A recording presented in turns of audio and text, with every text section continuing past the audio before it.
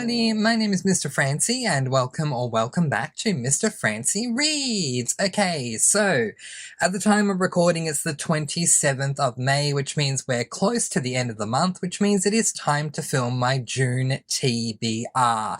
Can you believe that we are getting so incredibly close to the end of being halfway through the year? Oh my goodness, I can't believe it. Can you? Time is just flying. I feel like every single year that goes by, the year just gets quicker and quicker with each new year that comes forth. I mean, I'm still not used to the fact that we're in 2023. Are you? Let me know in the comments section below. Okay, before I get into my June TBR, I just wanted to let those of you know who had not been aware of it, or if you were, to remind you that I did a SAS list update not so long ago. I'll put an image of that video up on the screen. Feel free to check that out if you haven't already. The reason why I'm referring to that is because the update that I gave in that one is going to take effect from the month of June onwards. So, long story put very short, I realized that I wanted my reading experience for the rest of the year to be a lot more well-rounded when it comes to all of the genres that I want to experience. I've read a ton of fantasy, way too many. I've read a ton of cozy mysteries, way too many. And the other genres that I do have an absolute interest in, I feel like I haven't read enough from them for one reason or another. So I want to start paying more attention to the other genres so that I can feel like a more well-rounded reader when it comes to all of the genres that I have an interest in, because I don't only have interests in fantasy and cozy mysteries. In saying that, I'm not going to be completely dropping my cozies. I do have cozies on my SAS list that I am going to get through, but some of the cozies on my SAS list have either been deferred to 2024 and others have just been completely taken off my SAS list. And then there are fantasy series that were on my SAS list that have been moved either to 2024 or as well also taken off of my SAS list. Alright, with all that in mind, let's take a look at all the books that I plan to read for the month of June 2023, given what I've just said that I want to be more eclectic and read more from the other genres that I haven't been paying enough attention with. Alright, so the first book that I plan to read, oh actually wait, sorry, quick minor note in case you're new here. Two things to keep in mind. One, I always read my TBRs in order of page count, the books on my TBR in order of page count. I start with the longest book on my TBR and end with the shortest one. It's worked for me for many a month now, and so I just plan to keep doing that. And the second thing I want to let you know is I love going into books blind. For those of you who don't know what I mean by that, I mean that I want to go into every single book that I read knowing as little information as I possibly can about the book. Therefore, I'm not going to be giving you premises of these books in this TBR. If you want to see a premise of the book, then please do feel free to go over to Goodreads. Goodreads usually provides some great premises over there, but for me, I personally love going in blind. I will, however, tell you the title, the author, the age rating, and the genre. Okay, all that in mind, let's begin. These are the books that I plan to read in the month of June 2023. So the first book that I plan to read is this book, The Woman in the Window by A.J. Finn. This is, I believe it's an adult. I'm just having a look. Yes, it is. It's an adult thriller. Okay, so why am I picking up this book? Thrillers, oh my gosh, I have not read enough thrillers at all, and I need to read more. The interesting thing is, while there are a number of thrillers that I have read, nowhere near enough, but a number that I have read, the majority of them, like 90% of them, I really didn't enjoy because I really felt that they didn't serve the point of a thriller, which in my opinion is to thrill you, to have you on the edge of your seat the entire way through. There's only one book that I've read that's a thriller that's done that for me, which is The Woman Outside My Door by Rachel Ryan. So I heard that this has won a number of different awards. In fact, the copy that I'm holding says the #1 Sunday Times bestseller, soon to be a major film. Okay, there you go. So I actually went out on a limb and spoke in one of the Facebook groups that I'm a part of that allow you to ask for book recommendations, for thriller recommendations that are thrilling, that keep you on the edge of your seat all the way through. And this is one of the books that was recommended to me over and over and over again. So I know nothing about it, but I'm very excited to see. Good luck, A.J. Finn. I've heard a lot of good things about A.J. Finn as an author, but with my potentially impossibly high standards, let's see how AJ Finn holds up with this book. So the next book that I plan to read is the first book in a series that is on my SAS list, and that is the Ugly series. And book number 1 in the Ugly series is literally called Uglies, and it is by Scott Westerfield. So this is a YA dystopian, and earlier on this year on the Discord, I asked all of you who are on my Discord for some dystopian recommendations. I told you all that I'd read the Selection series, the Hunger Games series, the Arc of a Scythe series, and the Divergent series. I love my dystopians and I wanted to read more. And I also felt that my dystopians were lacking in numbers compared to fantasy and cozies. And Mickey Sock from my Discord actually recommended this series to me. So again, I know nothing about it. The title, look, I'm going to put in a prediction here and see if I'm right, because I don't know anything. I haven't read the premise, obviously, because I like going in blind. But the title has me wondering if we have a class or caste system, which is common in dystopians, based on the physical appearance of someone. I don't know.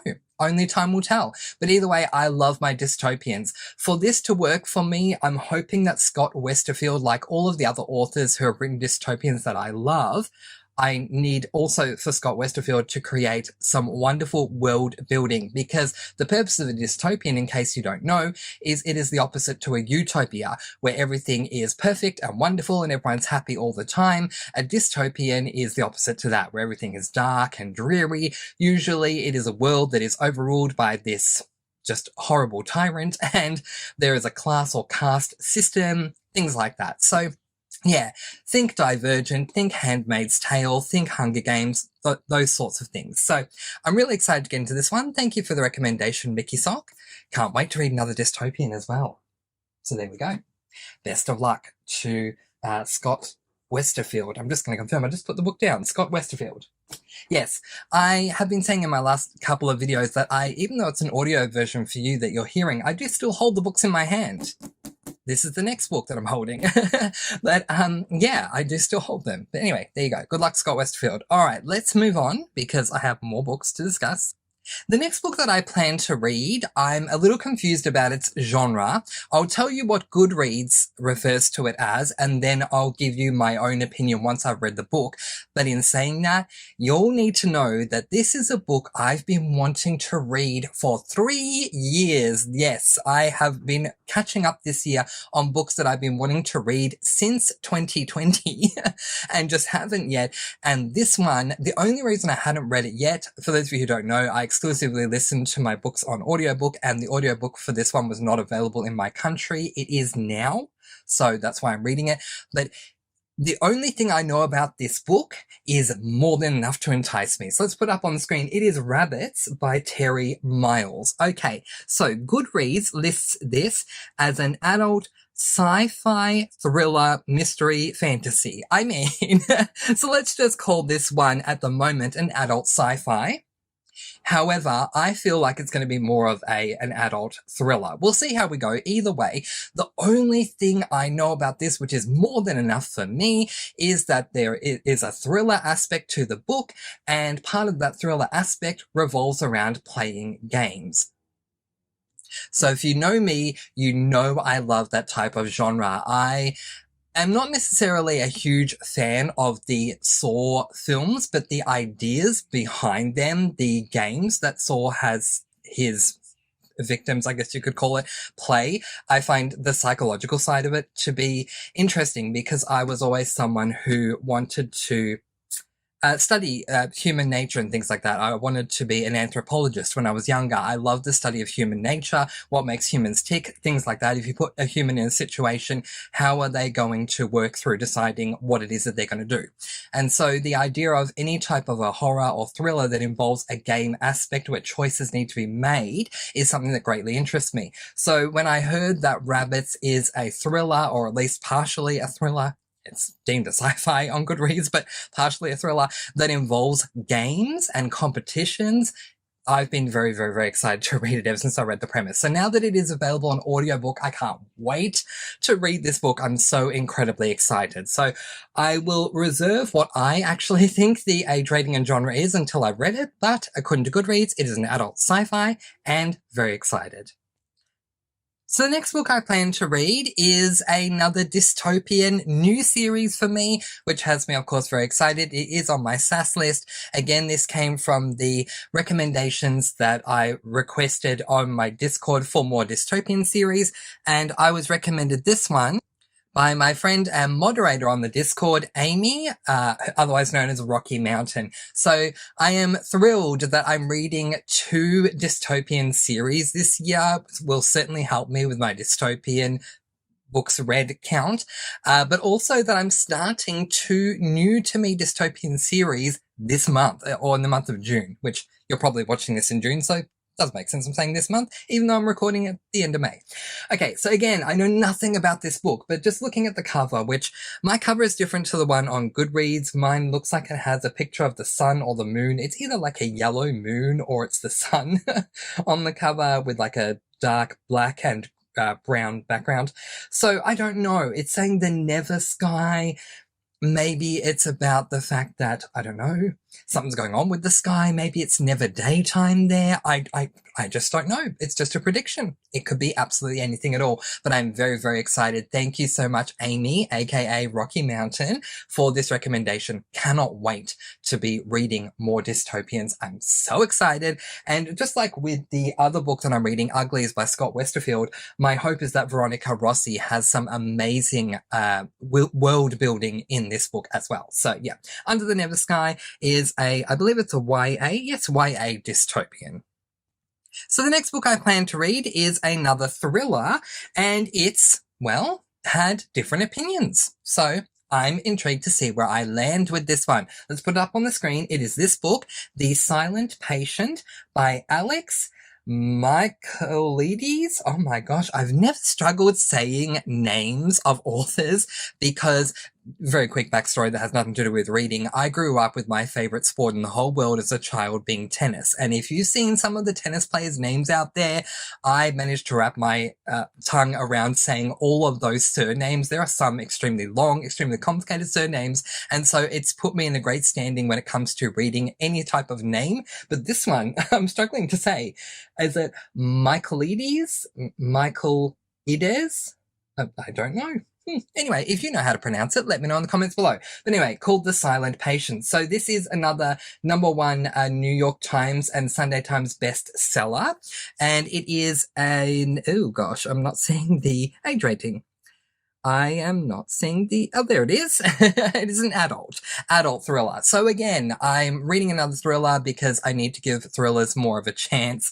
It's not that I don't want to read thrillers. It's just that I've had horrible experiences with thrillers because I go in with each one. This one and the other book I was speaking about earlier, I will do the same thing. I go into each thriller that I pick up, new book for me, excited, and I can't wait to be placed on the edge of my seat and to be thrilled from start to end. And then 95% of the time, I'm just let down. So it's interesting that even though that is the record, 95% of my thrillers are a letdown for me, that I still have this great hope that I'm going to come across more thrillers like The Woman Outside My Door by Rachel Ryan that is actually going to thrill me from start to end. Now, the interesting thing about The Silent Patient is I've heard very different mixed opinions about this book. Some people absolutely love it, which is, of course, I would assume why it is a #1 New York Times and Sunday Times bestseller.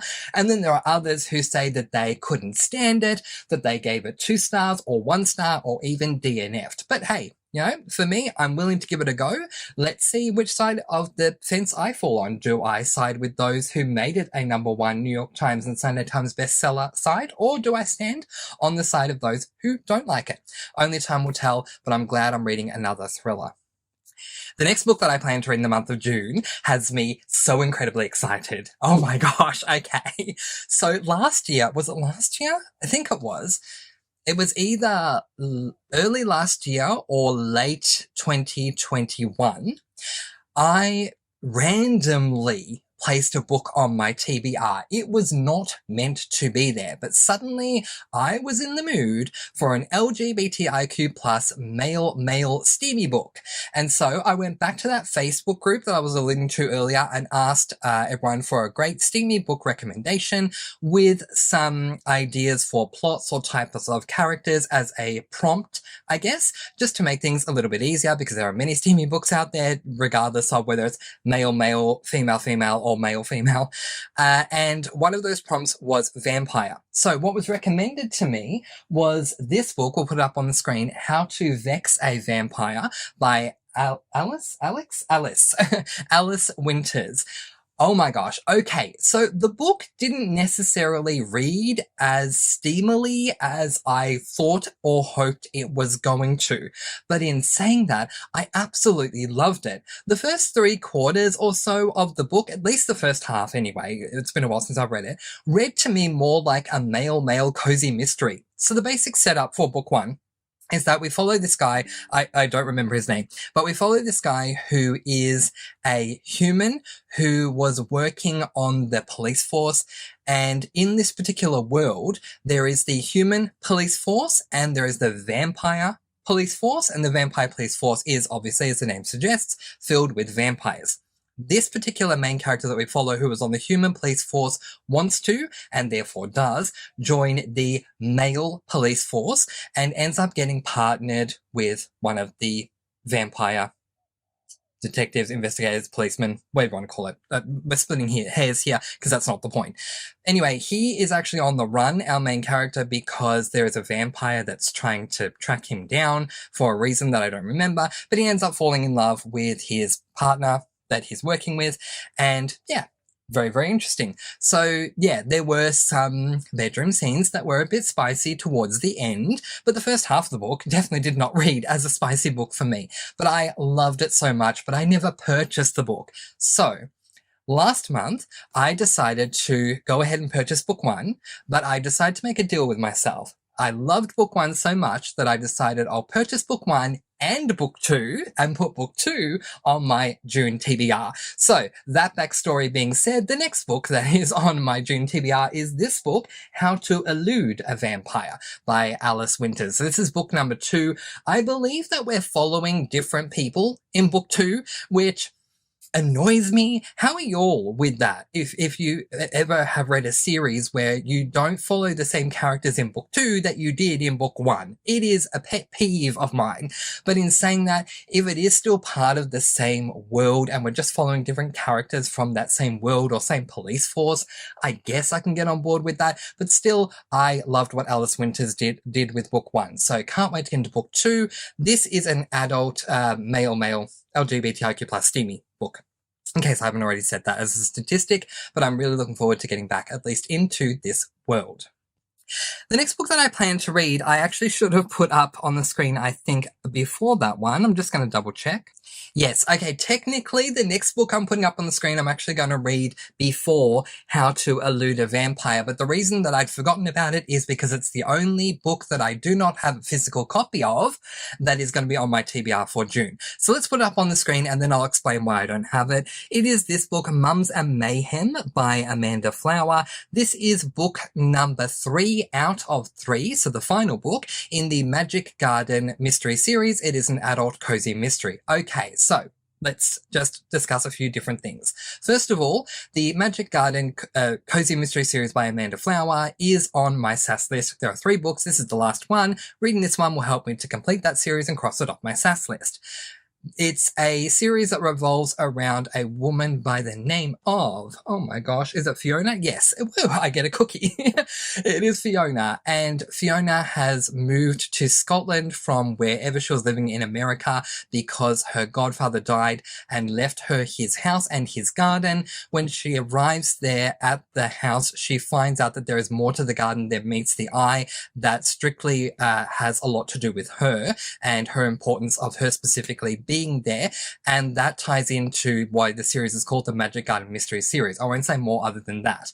Anyway, I am looking forward to closing out this series, but the reason I don't have a physical copy of this book is because unlike books 1 and 2, where there is a paperback available, Book 3 is only exclusively available in physical form as a hardcover, and the hardcover is too expensive for me. I just can't justify purchasing the hardcover for this one. So I won't have a physical copy of that one on me, but I will be listening to the audiobook, and I'm looking forward to closing out the series. I'm hoping to get a lot more to do with the magic garden aspect of this world, because while I feel we got some of that in book 1 and a little bit more in book 2, I was hoping we would have had more by now, given this is the final book I'm going into. So I'm hoping we're going to get a lot more information about the magic garden, and I'm looking forward to seeing how Amanda Flower does close out this series. Okay, so after Mums and Mayhem, I'll read How to Elude a Vampire, and then after How to Elude a Vampire, I'll read my next book, which is this book, Death of a Bacon Heiress by Lee Hollis, or as I keep calling them, Lee and Hollis. For those of you who don't know, Lee Hollis is a pen name for an authoring duo, a brother-sister team. So that's why I put the word "and" in there and say Lee and Hollis. And this is book number, oh my goodness me, it is book number 7. I had to work it out there. I was so unprepared. Book number 7 in the Hayley Powell Food and Cocktail Mystery Series. It is an adult cozy mystery. Okay, so at the time of recording, I'm about 2 hours away from being done with book number 6, Death of a Cupcake Queen. For those of you who are following my reading vlog, I was saying that I might potentially DNF Death of a Cupcake Queen. That is not going to happen. I am going to complete it. There have been a few tiny things that I had a problem with this series. However, whilst I had a big issue with book number 4, I'm not going to say what the reason was, but I had a big issue with book number 4. A little sprinkling of that occurred in book number 6, but it wasn't enough to make me want to DNF. So I am going to continue moving forward and reading book number 7. Now, the Hayley Powell Food and Cocktail Mystery Series is an adult cozy mystery series that is on my SAS list. And so the goal for this year, we're doing it as a buddy read over on the Discord, and my mum, who we call Mama Francy, is actually involved in this buddy read as well, which is fantastic.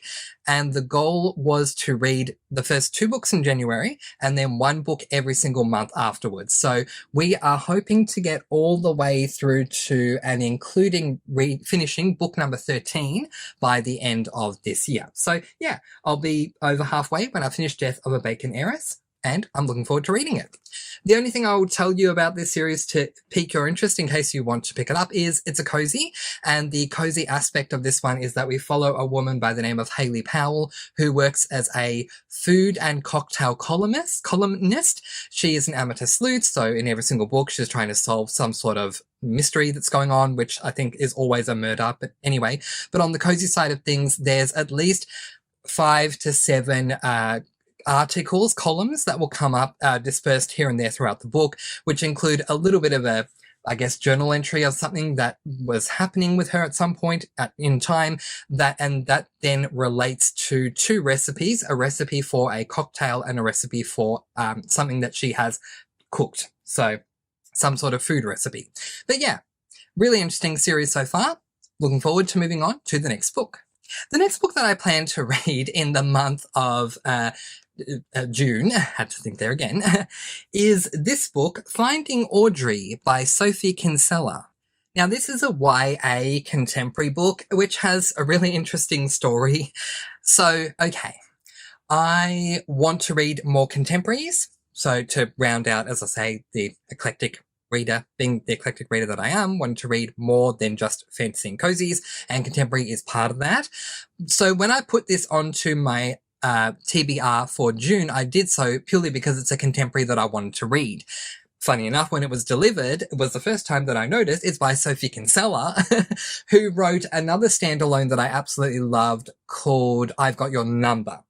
So I read I've Got Your Number 2 years ago, and I loved it, gave it 5 stars. It was so funny. Then last year I placed Confessions of a Shopaholic, the series by Sophie Kinsella, onto my SAS list. I made it through book 1, then DNF'd the series because I did not like the first book in that series at all. No disrespect to anyone who loves it, I just didn't. But I'm really happy that this is a Sophie Kinsella book, given that it is a standalone, and the other standalone by her that I read I did love. So yeah, contemporary for this one. Looking forward to reading another contemporary. The next book that I plan to read is this book, The Voyage of the Dawn Treader by C.S. Lewis. This is book number 5 in the Chronicles of Narnia series. So there are, I'm just trying to look and see how many. Okay, there are 7 books in this series, and this is a buddy read that we're doing over on my Discord as well, so feel free to go and check that out as well, where we're reading one of these per month, and yeah, we're up to book 5. So far, it's been a really interesting series. For a middle grade classic series, which is what this is, the age rating and genre, it's really easy to read, really incredibly easy to read, and the books are incredibly short. They're all novellas, so if you ever want to join us for the buddy read, feel free to do so. I've enjoyed the series so far, and I'm looking forward to getting on to book number 5. You ever had those moments where your TBR is ready to go, you know exactly what you're going to read, and then you randomly come across something and you say, no, but now I want to add that one. And then you're just arguing with yourself saying, but I've got too many books on my TBR already, but I really want to read it. But I've got too many books, but I really want to read it. But I've got too many books, but I really want to read it. And then you say, you know what? Stuff it all, because it's my TBR and I can do what I want. Welcome to the final book that's on my TBR for June. I randomly came across this book. I was on, I think it was Audible, and I was looking for an audiobook that was already on my TBR, and this one came up as a suggested audiobook for me, and the cover looked great, so I thought, I'm going to grab this, and that's what's led us to where we are today. The final book on my June TBR for 2023 is this book, Helping Hand by Jay Northcote. So this is, Goodreads are giving it the age rating classification that I don't believe in, but according to Goodreads, this is a new adult male romance. Now, I don't use the term new adult. To me, new adult is just a segue between YA and adults. So I'll read the book and then I'll tell you what I think it is officially. But it is a male romance. Yeah, I just thought, honestly, I took one look at the cover and said, yeah, why not? I'll give it a go. And I found out that it was 125 pages long. And I thought, yeah, it's a short book too. So let's read it. The good news is it's a short read, so if I don't like it, that's absolutely fine. If I do like it, however, it is actually book 1 in a series, and there are 6 books in this series, so I'll give it a go. You never know.